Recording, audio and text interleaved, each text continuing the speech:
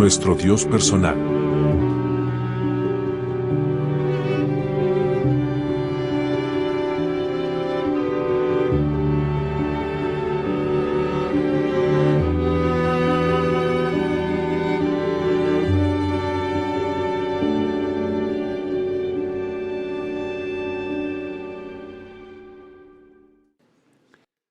Así que oremos. Padre Celestial, tu iglesia está bajo un terrible ataque. Cada viento de doctrina está soplando. Y tus hijos están dispersos y entregados a los lobos. Te ruego, Señor, que reúnas a tus hijos. Que los tomes del este y del oeste, de esta familia y de esa familia, y que los pongas en armonía unos con otros, para que puedan ser de un mismo sentir. Esto te lo pido en el nombre de Jesús. Amén.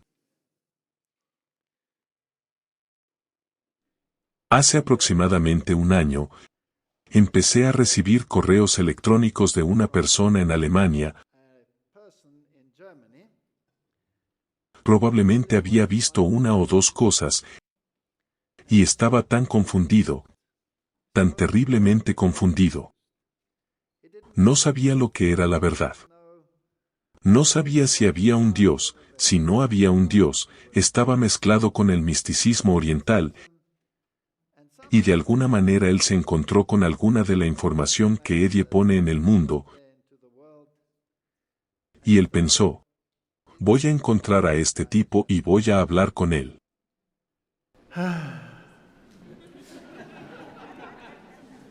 Y en una carta, tengo problemas con el alemán, realmente tengo problemas, y mi esposa fue profesora de alemán, ella no creció alemana, pero aprendió alemán en la universidad y fue profesora de alemán, así que ella sabe la gramática, yo no sé gramática en alemán, es mi lengua de nacimiento, así que puedo hablarlo, pero solo lo hablé hasta la edad de 12 años, así que lo hablo como un niño de 12 años. Mi gramática es perfecta, pero no sé cómo deletrear. Y así cada vez que tengo que escribir algunas de estas cosas a estas personas, siempre tengo que pedirle que me ayude. Por favor, dígame cómo se escribe esta cosa de nuevo, y ella me dice, y ella ni siquiera es alemana. Así que mira que el Señor es bueno conmigo. ¿Hay un gramático en mi casa?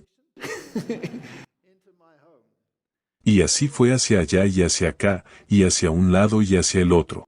Y no podía pensar en un Dios que te habla personalmente. Porque el misticismo oriental ha impregnado tanto el pensamiento del mundo, que sin duda no puede existir un Dios personal. Y si existiera un Dios personal, entonces hola, ¿por qué no puedo darle la mano? ¿Por qué no está aquí? ¿Cuál es su problema? Y entonces tratas de hablar con él y viene con este misticismo oriental. Ahora Dios está en todo, todo es Dios, y todos somos parte de esta gran deidad, esta idea de Brahma.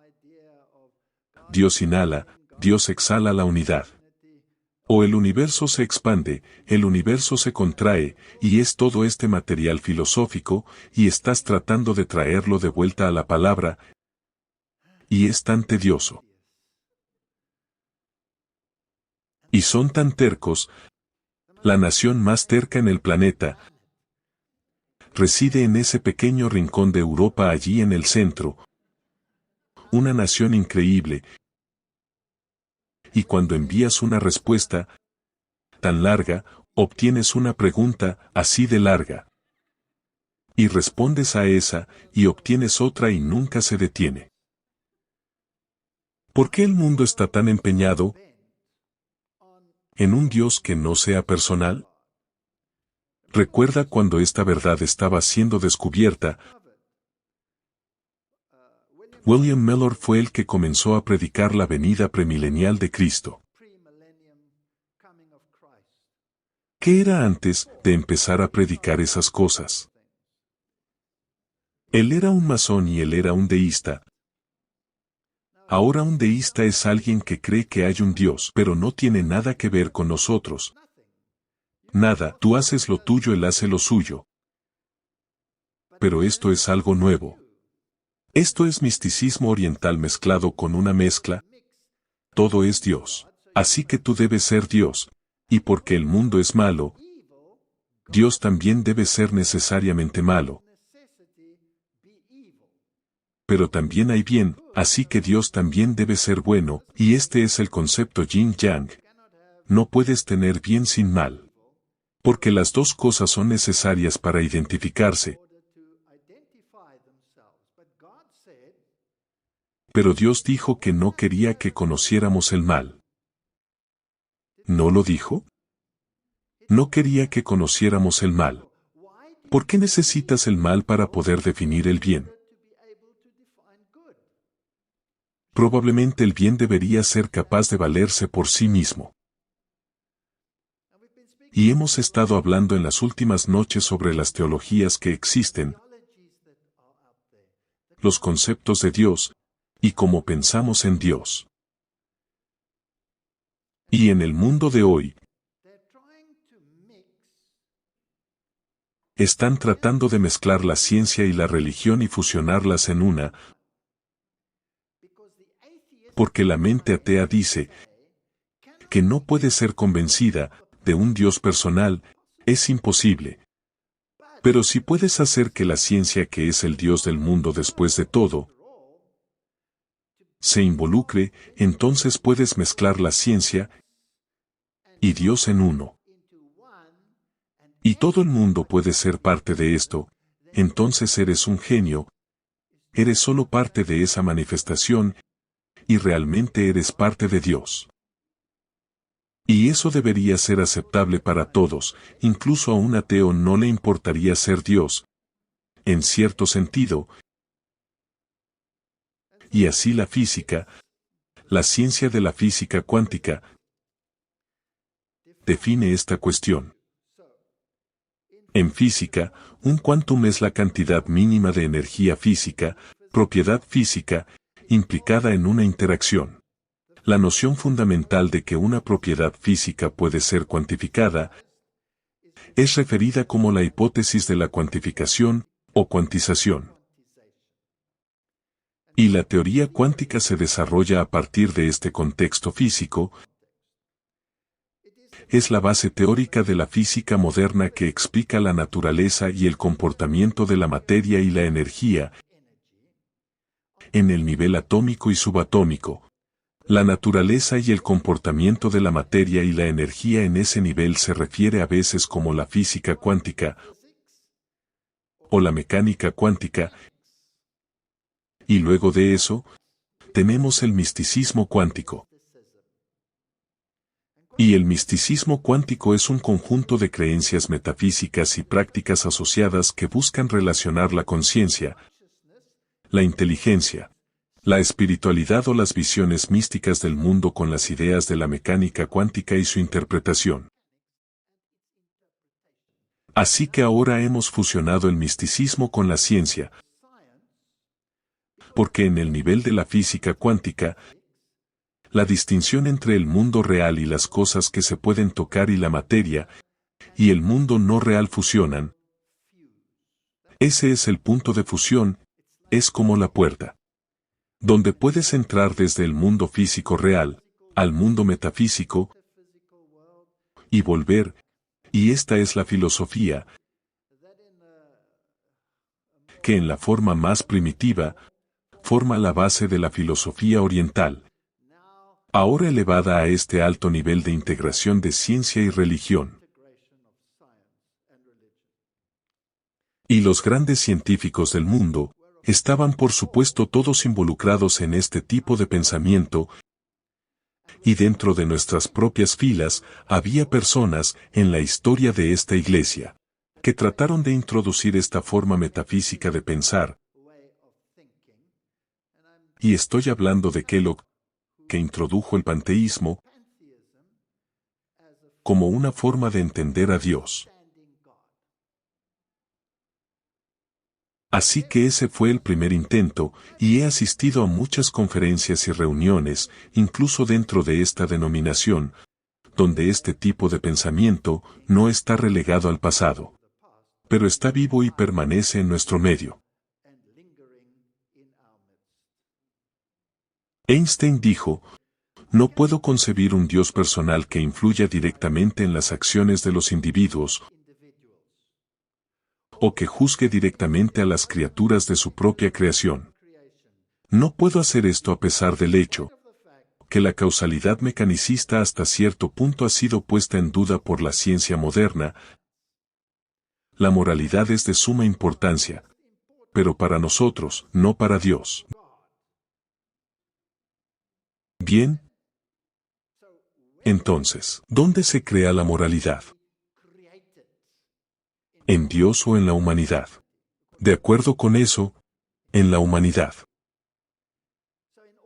Por lo que con el fin de corregir cualquier falta de moralidad, bueno, entonces tendré que encontrar mi fuente de fuerza dentro de este mecanismo, y luego convertirme en Dios en un sentido, en la humanidad, y definir la moralidad.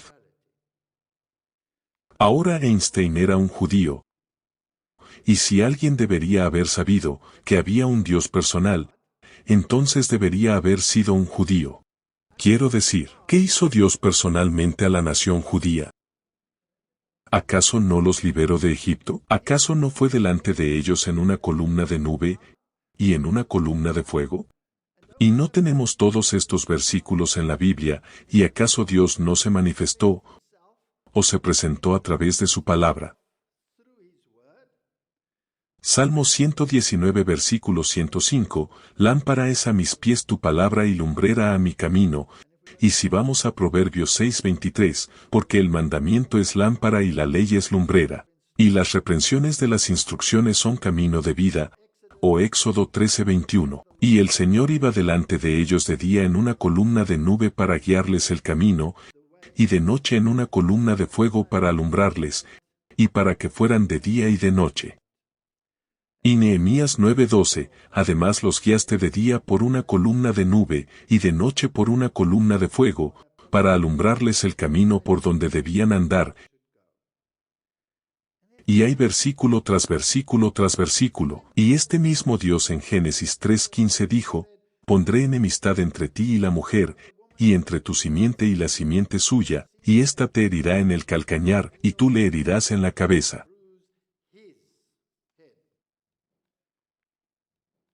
Y luego vamos a Juan capítulo 1, en el principio era el Verbo, y el Verbo estaba con Dios, y el Verbo era Dios. Él mismo estaba en el principio con Dios, todas las cosas fueron hechas por Él. Y sin Él nada de lo que ha sido hecho, fue hecho. En Él estaba la vida y la vida era la luz de los hombres. La luz en las tinieblas resplandece, y las tinieblas no prevalecieron contra ella. Él estaba en el mundo, y el mundo fue hecho por Él, y el mundo no lo conoció. Él vino a los suyos, y los suyos no lo recibieron. Pero a todos los que los recibieron, a ellos les dio poder de ser hechos hijos de Dios.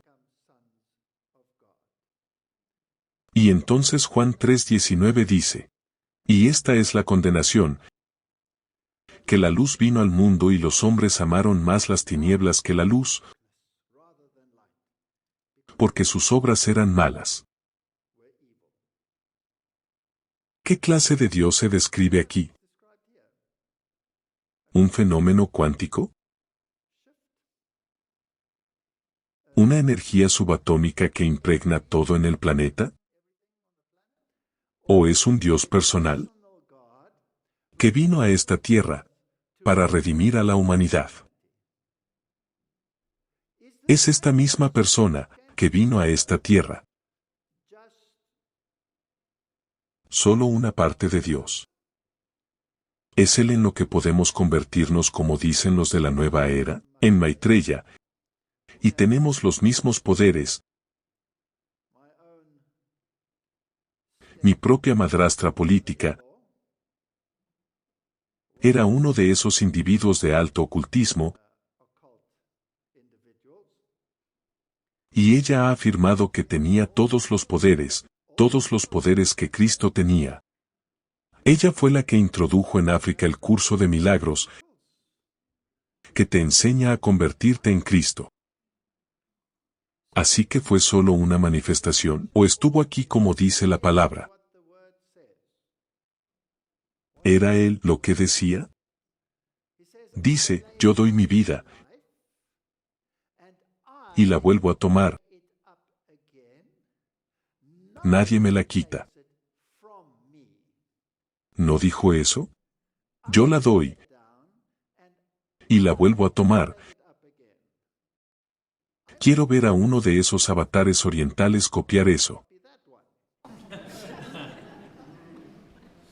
¿Pueden? No, si estás muerto eres polvo, eres podredumbre. Como Martín Lutero lo dijo tan sucintamente, si Jesucristo no es Dios, si este Dios no murió por mí, Él no es mi Dios. Ese es el punto. Jesucristo debe ser completamente Dios. En Él debe haber vida no prestada, no derivada. Porque solo alguien que tiene vida no prestada, no derivada, puede decir, yo la entrego, y yo la tomo, y nadie me la quita. Solo alguien con eso podría decir cosas como esa. Y Él es el mismo que dijo que iría y prepararía. ¿Qué? ¿Campos de energía cuántica para nosotros?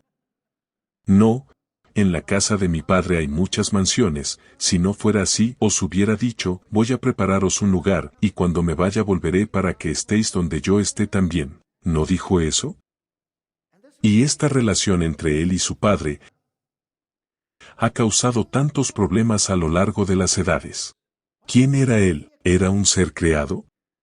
Algunas personas dicen bueno, él fue engendrado, eso significa, pensando en términos terrenales, que salió del Padre por lo que es como el primer ser creado. Y los testigos de Jehová dicen, bueno, él no es Dios. Por eso lo cambian a un Dios. Y también somos dioses. Después de todo él dijo que somos Elohim, que puede ser determinado como Dios. Así que aquí está este gran problema. En Hebreos dice, nunca te dejaré ni te abandonaré. Ahora puede un campo de energía cuántica decirte, nunca te dejaré ni te abandonaré. ¿Puede? No. No puede hacer eso. No puede hacer esto. Este es el que dijo. Estas palabras habló Jesús y levantó sus ojos al cielo y dijo, Padre, la hora ha llegado, glorifica a tu Hijo para que tu Hijo también te glorifique, como le has dado poder sobre toda carne, para que dé vida eterna a todos los que le has dado. Y esta es la vida eterna para que te conozcan, el único Dios verdadero y Jesucristo a quien tú enviaste. Te he glorificado en la tierra.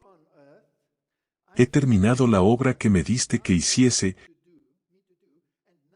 Y ahora, oh Padre, glorifícame.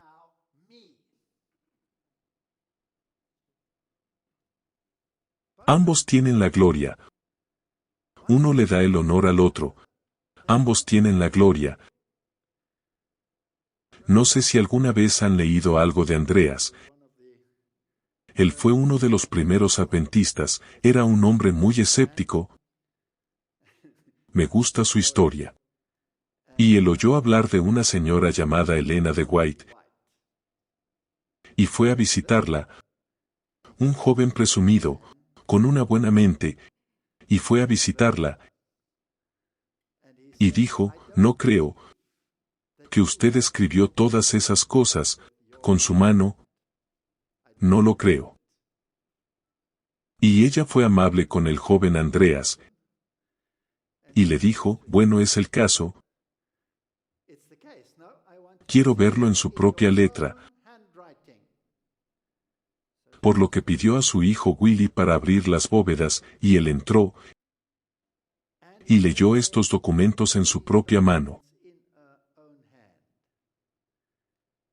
Y luego regresó a ella y le dijo que no es suficiente. Quiero leer sobre estos supuestos testimonios personales. Usted nunca los escribió, alguien los escribió por usted. Él dice que esas son cartas privadas que no deberían ser para el consumo público en esta etapa. Recuerde que quitaron los nombres y cosas por el estilo. Y él insistió, y Willy White le dijo que no va a entrar en esa bóveda. Lo siento, joven, váyase, está siendo bastante arrogante. Y así volvió a Elena de White y le dijo, él no me deja entrar. Pero yo no creo que tú escribiste esas cosas.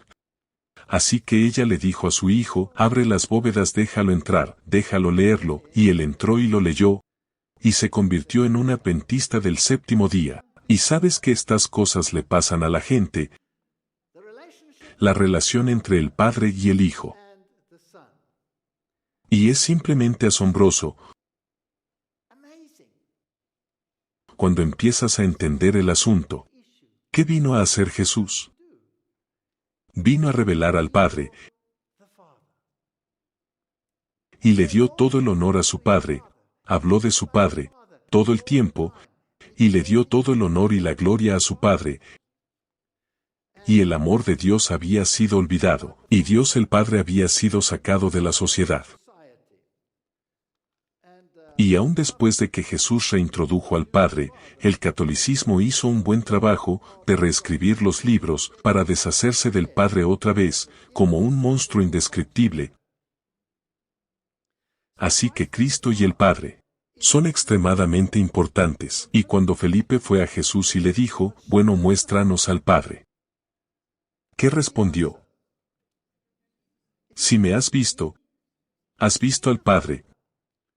Yo soy el Padre.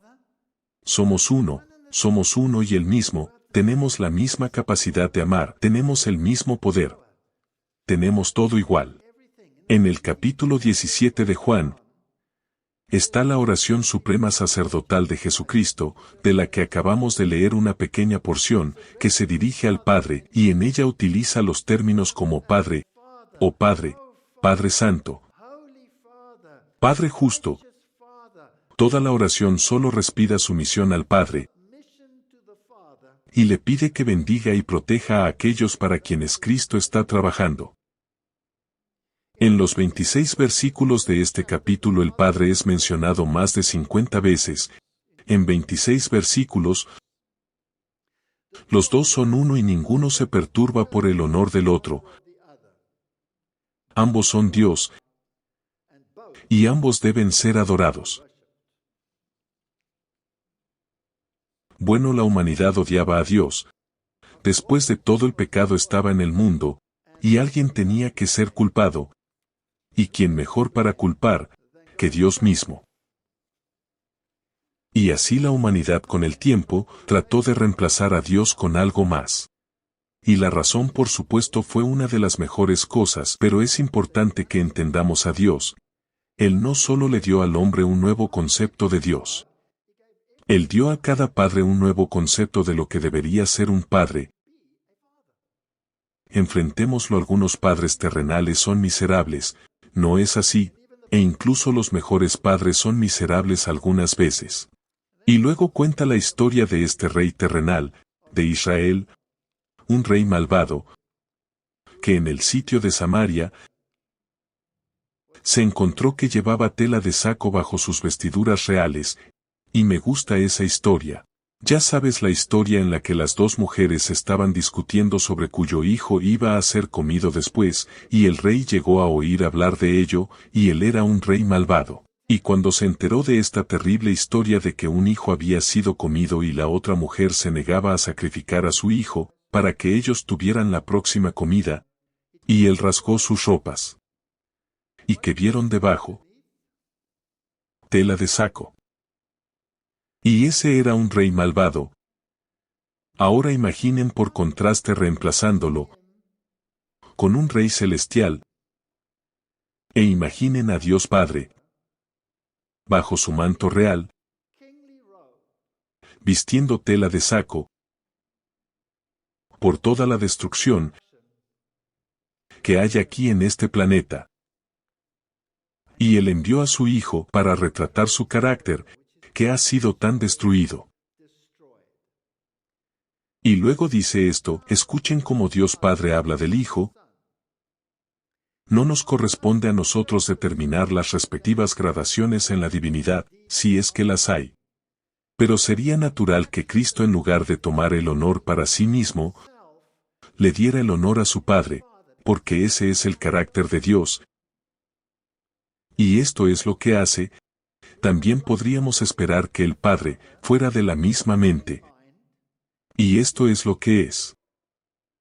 Nótese con qué respeto el Padre habla del Hijo, en Hebreos 1:8-10.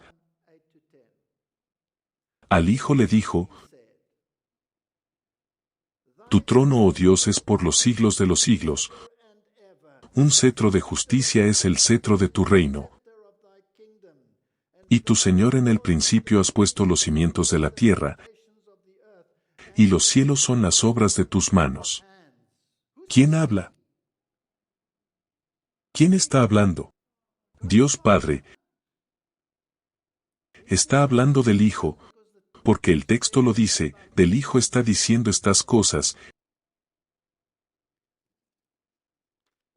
Y por eso estoy tan perturbado estos días, cuando oigo lo que está pasando en mi querida iglesia. Esta oración del sumo sacerdote, que era tan personal, para que todos conozcan a Dios Padre, 50 veces se refiere a Él, y la oración es una oración de desinterés total, vaciándose, entregándose al Padre. ¿Para quién? Por nosotros. Por nosotros. Esto es increíble. Por ellos me santifico, para que también ellos sean santificados por la verdad. Fue por nosotros. Entregó su vida. Por nosotros. Para que tengamos vida eterna. El pan, el vino. Podríamos seguir por los siglos de los siglos, sobre esta profundidad de Dios, revelándose en la forma de su Hijo.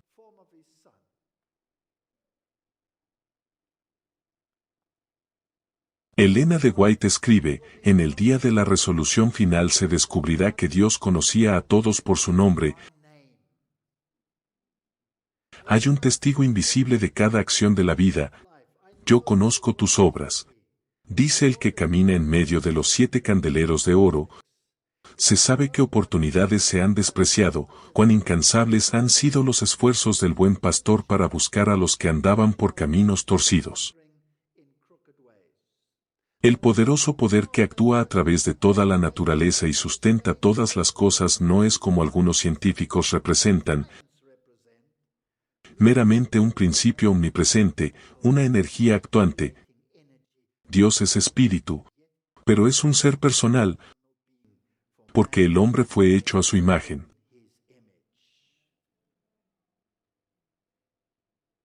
La obra de la mano de Dios en la naturaleza no es Dios mismo en la naturaleza. Las cosas de la naturaleza son una expresión del carácter de Dios. Por ellas podemos entender su amor, su poder y su gloria. Pero no debemos considerar a la naturaleza como Dios. Esto es importante. Tenemos que entender que servimos a un Dios personal.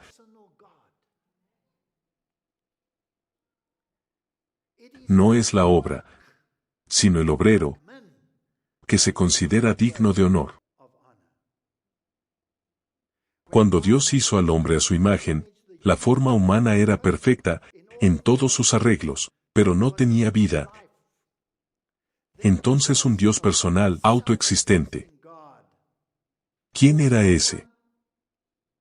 ¿Qué dice el texto? En Juan capítulo 1.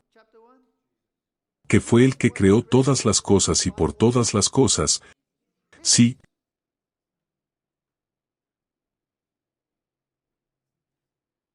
Entonces un Dios autoexistente personal insufló en esa forma el aliento de vida.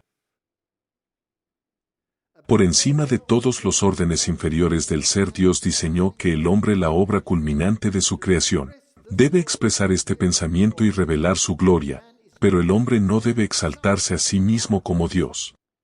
Y como un ser personal, Dios se ha revelado en su Hijo, Jesús, el resplandor de la gloria del Padre y la imagen expresa de su persona. Hebreos 1:3, fue en la tierra encontrado en la forma de un hombre, como un Salvador personal que vino al mundo, como un Salvador personal ascendió a lo alto, como un Salvador personal intercedió en los tribunales celestiales ante el trono de Dios en nuestro nombre. Uno como el Hijo del Hombre no es parte de la naturaleza. Aquí hay otra cita: si Dios hubiera querido ser representado como morando personalmente en las cosas de la naturaleza, en la flor, el árbol, la espiga de hierba, ¿no habría hablado Cristo de esto a sus discípulos cuando estaba en la tierra? Pero nunca en la enseñanza de Cristo se habla así de Dios. Cristo y los apóstoles enseñaron claramente la verdad de la existencia de un Dios personal. Es un Dios personal. Ahora, ¿qué nos dice la ciencia? La Enciclopedia Stanford de Filosofía. ¡Qué documento tan desagradable para leer!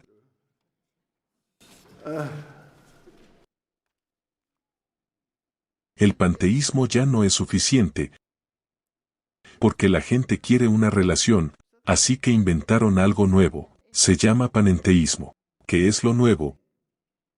¿Cuál es la definición de panenteísmo? Vamos a leerla. Según la Enciclopedia Stanford, publicada por primera vez en 2008. Panenteísmo es una palabra construida a partir del equivalente inglés del término griego pan, que significa todo, en, que significa en, teísmo, que significa Dios. El panenteísmo considera que Dios y el mundo están interrelacionados, estando el mundo en Dios y Dios en el mundo, y ofrece una alternativa cada vez más popular al teísmo tradicional. ¿Y el panteísmo? El panenteísmo trata de evitar aislar a Dios del mundo, como suele hacer el teísmo tradicional. Así que el teísmo dice que hay un Dios personal, pero estamos más allá de esa estúpida idea.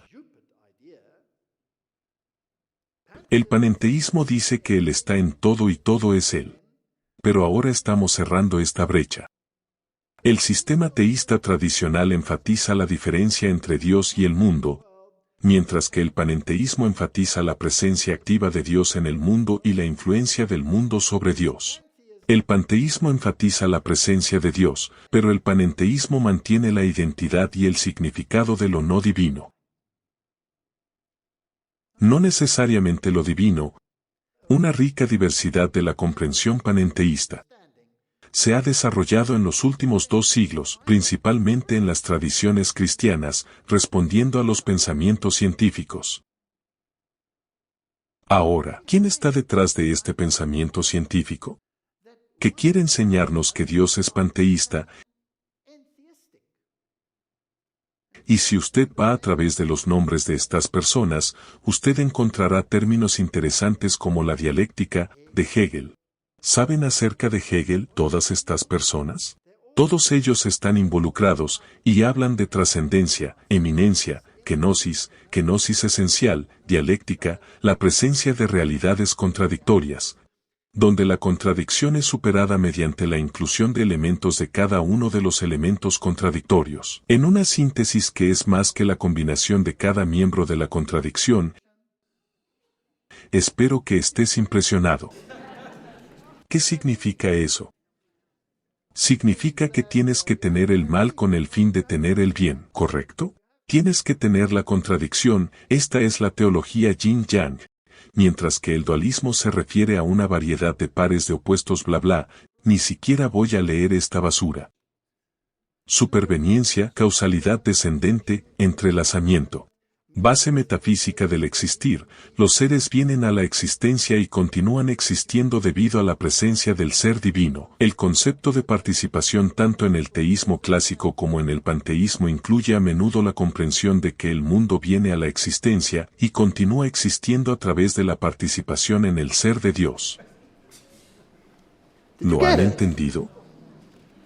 Así que las filosofías orientales están en todo esto. Hegel y Schelling trataron de mantener la estrecha relación entre Dios y el mundo que Spinoza propone dentro de identificar a Dios con el mundo.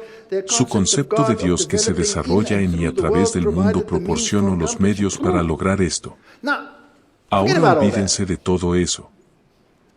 ¿Quién utiliza a esta gente hoy en día y sus filosofías como Hegel para lavarle el cerebro a la humanidad en patrones de pensamiento particulares? ¿Qué organización los usa? ¿Los jesuitas? Sí, los jesuitas los usan. ¿Por qué? Porque hemos desarrollado una visión panteísta de Dios y la Trinidad católica romana. Permítanme ser muy claro aquí.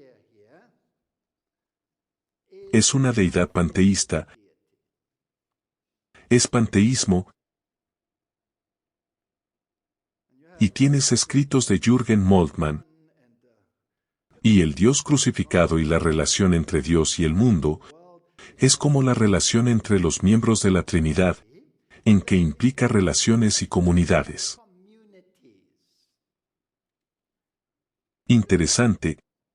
Así que la Trinidad se expande en el pensamiento jesuita a Dios, al hombre y a la naturaleza. ¿Están entendiendo? Dios, el hombre y la naturaleza. Y también puedes tener una mujer ahí, porque al misticismo oriental le gusta incluir la deidad femenina. Y el Papa Juan Pablo II dijo que no tiene problema con que María sea divina. Así que ahora tienes una visión panteísta de Dios. Ahora sí tienes una visión panteísta de Dios. Y Dios está en todo. Y tú eres Dios. Y la hoja es Dios y la hierba es Dios. Y el árbol es Dios, y todo es Dios. Entonces, ¿quién va a ser el mediador entre esta fuerza metafísica, y esta entidad de la cual no puedes realmente agarrarte? Va a ser el sacerdote y el papa, y así ellos quieren que creas estas cosas, y esto se está volviendo bastante serio, así que no quiero entrar más en esta tontería porque realmente me irrita. Para resumir podría decir, déjame leer una parte más. Bracken y Casalis buscan precisar la naturaleza ontológica de la relación, promete una teoría de campo trinitaria para explicar la presencia del mundo en Dios. La presencia del mundo en Dios. El mundo es un campo de actividad grande pero finito, dentro del campo omnicomprensivo de actividad constituido por las tres personas divinas en continua relación entre sí y con toda la creación. Así que la Trinidad católica está profundamente entrelazada con la teoría panteísta.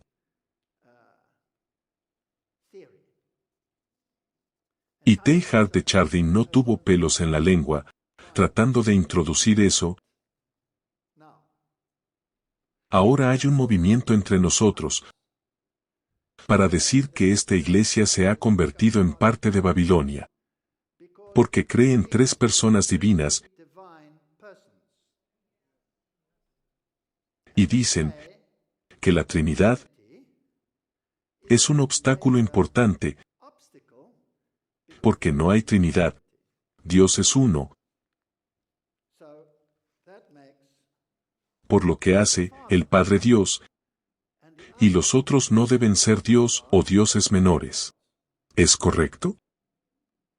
Eso es lo que están diciendo. Y luego están diciendo, bueno, tenemos este problema, y la Iglesia se ha tragado el concepto católico de la Trinidad, ¿Es verdad? No, la Iglesia no se ha tragado el concepto católico. ¿A qué tipo de Dios servimos? ¿A una fusión panteísta de la física cuántica? Yo no. ¿No tienes un Dios personal? ¿Con quién hablas? ¿Con quién hablas cuando dices una oración? Muy bien, ahora escuchen el problema. Ustedes empiezan diciendo que el Espíritu Santo no es una persona en la divinidad. Ahí es donde empiezan. Entonces te deshaces de la Trinidad. Y tienes una dualidad. ¿Por qué sigues teniendo al Hijo, cierto? Si vas a ser lógico. ¿De qué debes deshacerte también? Si vas a seguir esto y decir que Dios es solo uno, entonces tienes que deshacerte de Jesús. Así que el siguiente paso sería decir, Jesús tiene una divinidad prestada, Dios se la prestó a él, y solo a él. Bueno, si usted está diciendo eso, entonces usted está siendo básicamente panteísta, porque Dios podría prestársela a todos ustedes. Si puede hacerlo por uno, ¿no puede hacerlo por todos? Así que ahora hay un problema. Y como dijo Martín Lutero, el Dios que no murió por mí no es mi Dios. Y como llamó Dios Padre al Hijo, tu trono, oh Dios, tu cetro es por los siglos de los siglos. Y lean a Isaías, lo que dice del Hijo. Así que para algunos cristianos el Espíritu Santo no parece ser muy vital. Ellos creen en la existencia del Espíritu, pero el tema es vago. Algunos creen que el Espíritu Santo es una influencia. Para Jesús era más que eso, para él era un guía, un compañero, un consolador. La promesa que Jesús dio a sus discípulos fue que el Espíritu sería su representante personal para guiarlos a toda la verdad y que convencería al mundo del pecado, de justicia y juicio. Cuando dijo el Espíritu de la verdad ha venido, dijo Jesús, Él os guiará a toda la verdad porque no hablará por su cuenta, sino que hablará todo lo que oiga. Y os mostrará lo que ha de venir, y me glorificará, porque recibirá de lo mío y os lo mostrará. Jesús vino y glorificó ¿a quién? Al Padre. El Espíritu Santo viene y glorifica ¿a quién? Jesús es el representante. Ahora aquí está mi pregunta. Un representante de alguien. Así que la totalidad del representante y el que está siendo representado. ¿Es un individuo o dos individuos? No puede ser el representante y ser la misma cosa. No funciona. Solo puede ser el representante si hay dos. ¿Es correcto? Es lógico, tienen que ser dos para ser un representante, y él testificará de mí. Ahora, ¿cuál es el carácter de Jesús?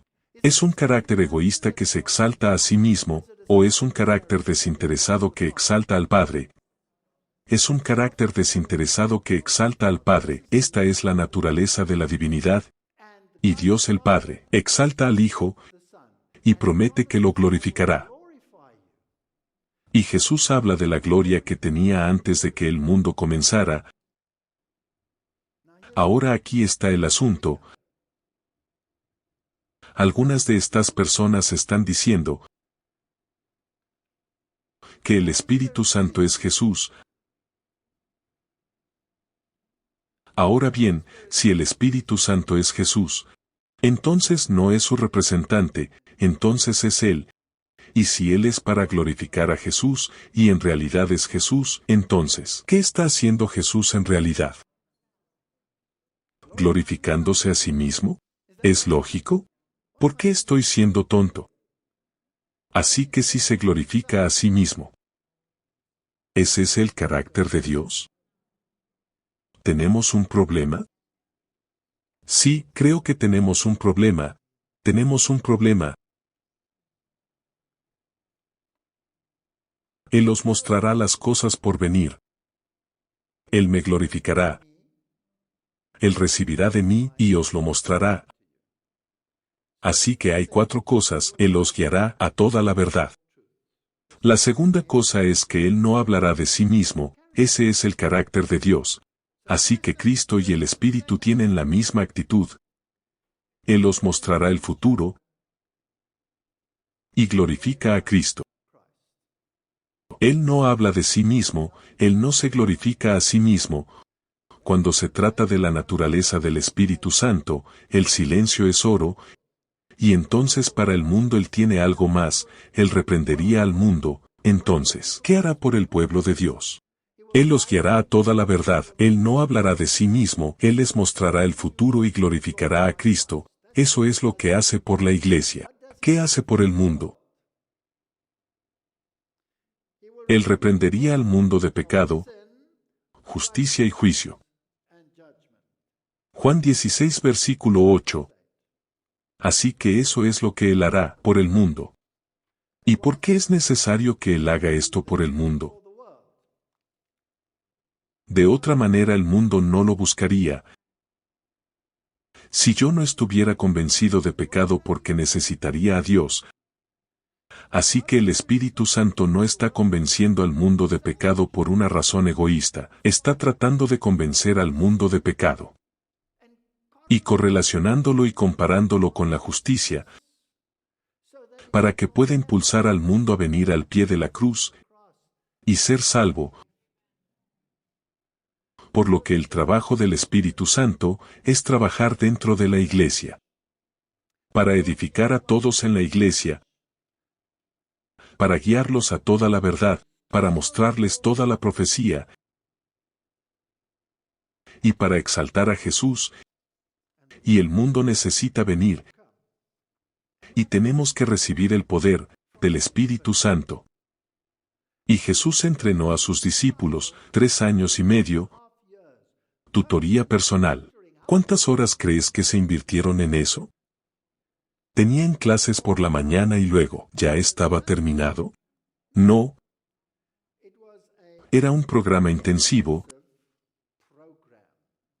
Fueron testigos de todo, de su predicación pública, de su predicación privada, iban con Él, donde quiera que iba.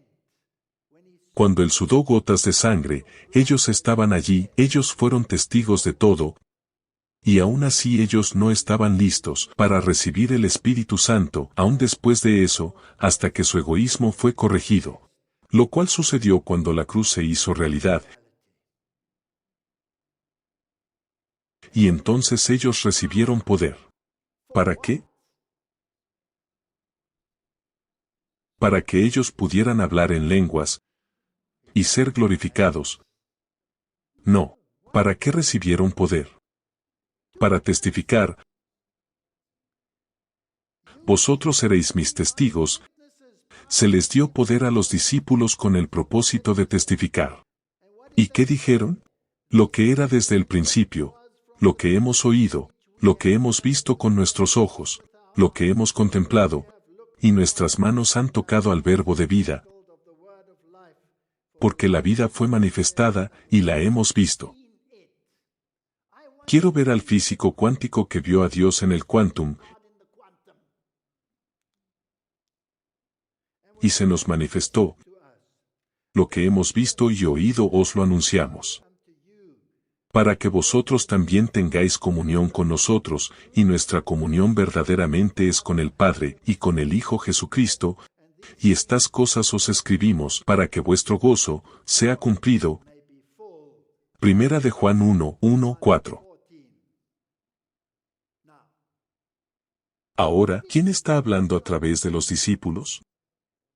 De acuerdo al texto, el Espíritu Santo, Él está hablando a través de los discípulos. ¿Se menciona a sí mismo? No, Él menciona al Padre y menciona al Hijo. Vamos a permitir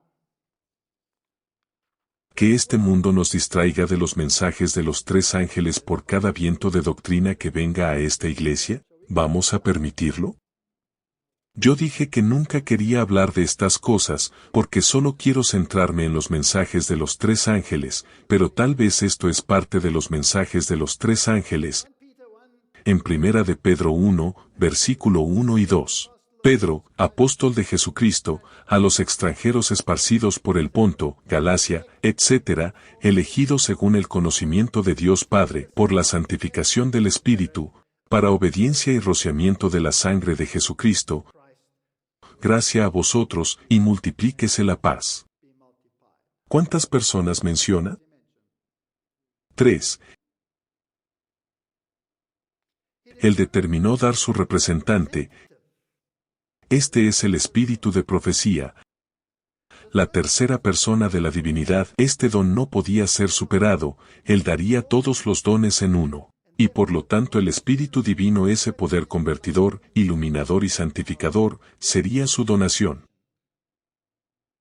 Antes de que los discípulos traspasen el umbral, se imprimirá el nombre sagrado, bautizando a los creyentes en el nombre de los tres poderes en el mundo celestial, la divinidad eterna, el Padre, el Hijo y el Espíritu Santo, está involucrada en la acción requerida para asegurar al agente humano.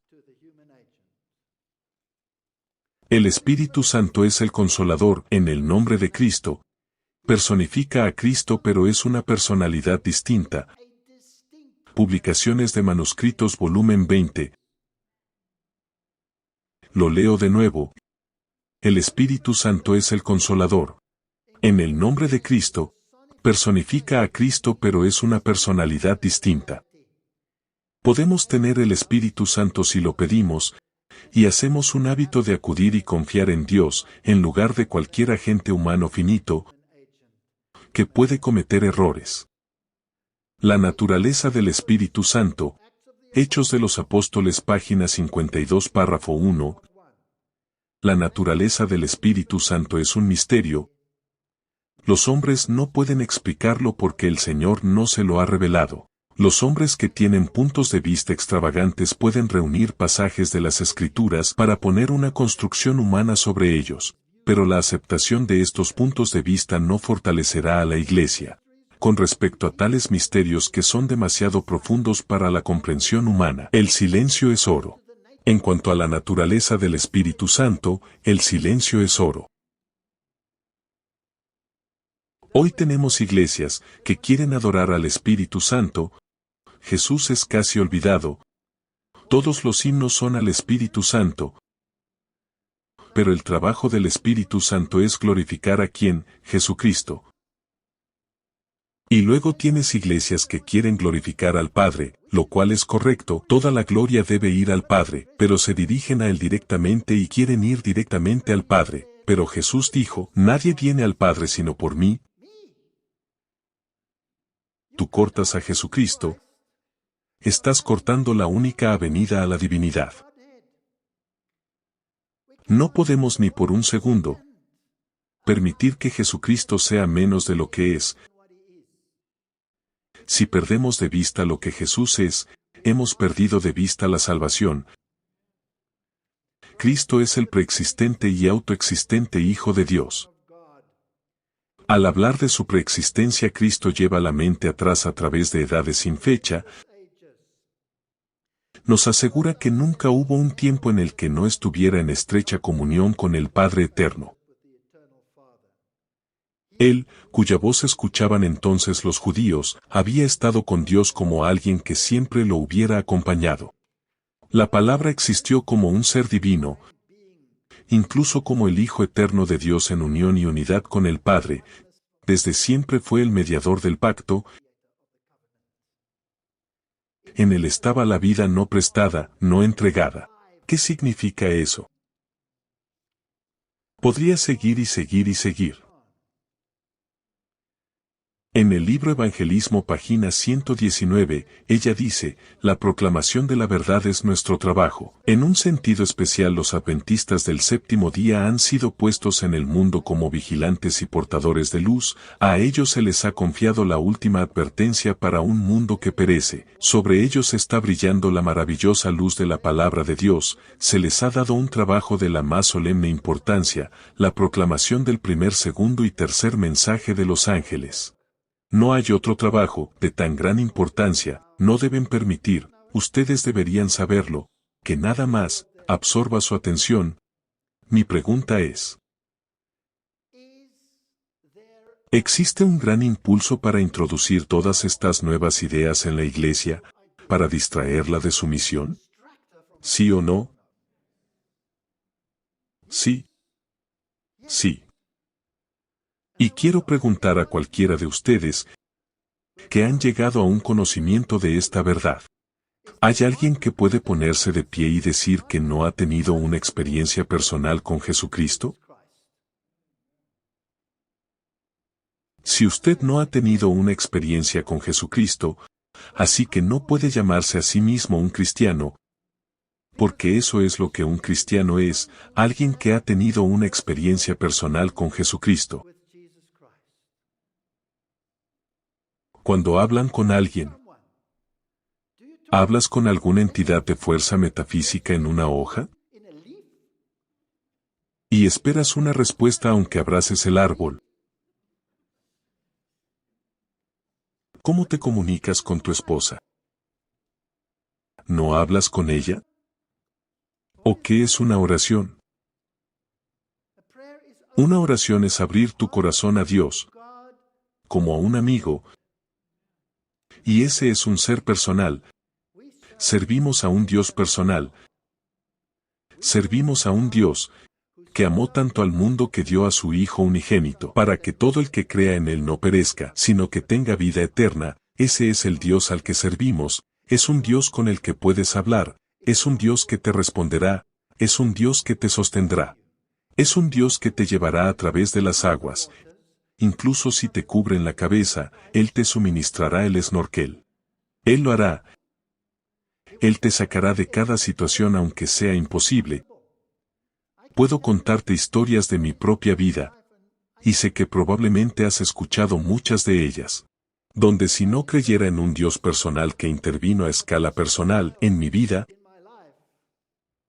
entonces toda mi religión sería en vano, inútil. Tenemos un trabajo que hacer. Y quiero amonestar o animar a los cristianos adventistas del séptimo día. No se distraigan. Si quieren saber, lean el espíritu de profecía. Si ella dice que es el espíritu de Jesús, pero no dice Jesús mi Padre lo enviará. Así que debe ser el espíritu del Padre también. Y si son uno, entonces son uno en mente y en propósito. Uno en mente y en propósito, pero distintos en personalidad. Y el diablo odia eso, lo odia. Y por lo tanto trata de igualar los tres poderes del cielo. Las tres personalidades distintas del cielo, con una panteísta Trinidad católica romana, que no significa absolutamente nada, y necesita un mediador con un sombrerito en la cabeza. Yo puedo ir directamente a la divinidad, porque tengo un Dios personal. Y yo animaría a todos los adventistas del séptimo día a volver a la fe simplista en un Dios al que pueden tomar de la mano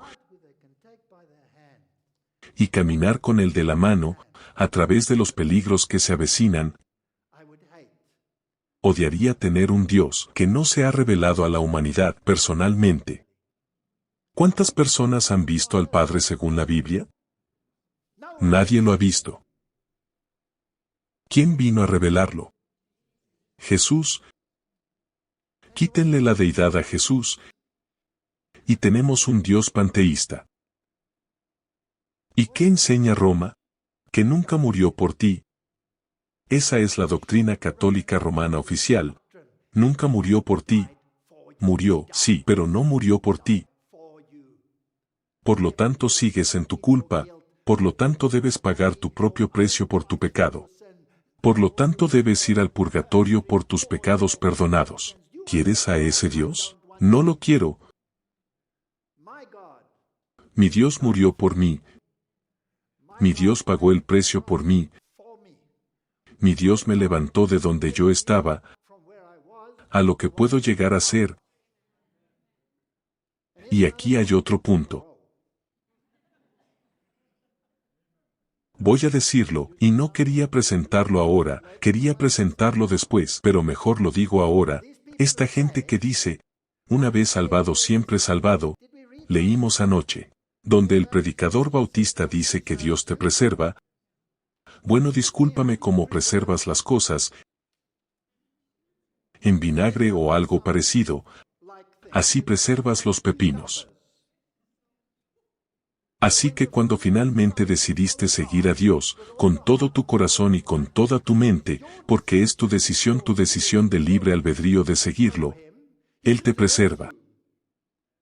¿Qué va a hacer? Te mete en su despensa.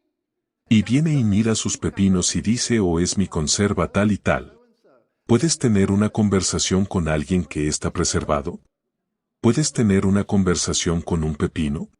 No, no se puede. ¿Puedes plantar el pepino preservado en el jardín y esperar que crezca? No. Nunca. Nunca. Dios evitará tu libertad de elección. Por toda la eternidad tendrás la oportunidad de darle la espalda. Porque si Él te preservó, entonces ¿por qué no lo hizo desde el principio? ¿Por qué no preservó a Adán y Eva desde el principio? Y él podría tener su ensalada de pepino todos los días, y no tener comunicación, y no tener amor real, y no tener relación alguna. ¿Qué mantiene viva una relación? Amor, confianza, comunicación, interacción. Y si estás abrumado por el amor de Dios, y has hecho esta libre elección de seguirlo por siempre y para siempre, ¿por qué querría encerrarlo? Se volvería sin valor. Entonces bien podría haberlo hecho desde el principio. Esas teologías no son correctas. Algunas personas dicen que cuando lleguemos al final de los tiempos Dios te sellará, te conservará para que no puedas caer más y no puedas pecar. ¿Has escuchado esa teología en nuestra iglesia? 1000 veces la he escuchado. Convertirte en un pepinillo. Ya no puedes caer. Arreglado. Conservado. Puesto en la despensa. Mi cristiano conservado. Es un soldado y no puede cambiar, se ha convertido en un robot. Si Dios murió por la libertad de elección, ¿por qué lo haría? ¿Qué significa ser sellado? El espíritu de profecía nos dice lo que significa. Significa estar tan asentado en la verdad, que no puede ser movido. Eso es lo que significa. ¿Cómo llegas a estar tan asentado en la verdad que no puede ser movido? ¿Por estar conservado? No. Estando tan convencido del carácter de Dios, que nada te hará tambalear. Y esto es lo que necesitamos. Necesitamos una relación personal, con un Dios personal, que durará por toda la eternidad. Porque has sido inoculado contra esta cosa, llamada pecado. Porque el pecado se ha vuelto aborrecible para ti, y para mí, y esa es la preservación de la dicha eterna. No la preservación sin sentido. No, una decisión de resolución. Sirvo a un Dios personal, y tengo una relación personal, y voy a mantenerla para siempre y siempre y siempre. Amén. Oremos. Padre Celestial, el diablo ha intentado todo en su poder para destrozarte, para hacerte lo que no eres. Pero hemos decidido, Señor, que servimos a un Dios personal, que personalmente vino y murió por nosotros, para que no perezcamos, sino que tengamos vida eterna. Y este es el Dios al que queremos servir, por toda la eternidad.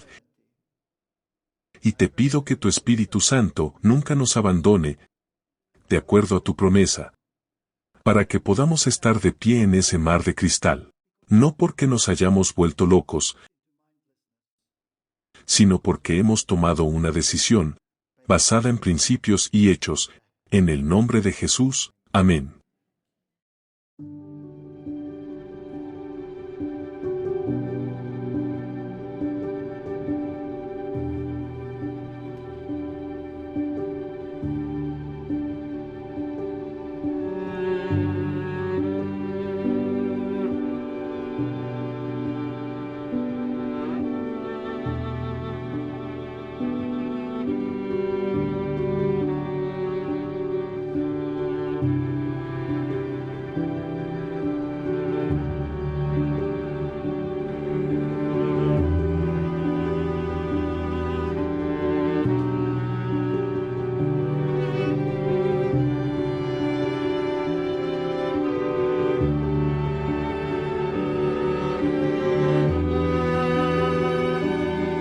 Uno de los principales obstáculos en la difusión del Evangelio que también impide el crecimiento espiritual dentro de la Iglesia, a saber, la tradición. Como consecuencia de la tradición, muchos se perderán. Es como un veneno. Necesitamos identificar en qué consiste la tradición para que podamos tener cuidado de no ser atrapados en su trampa mortal.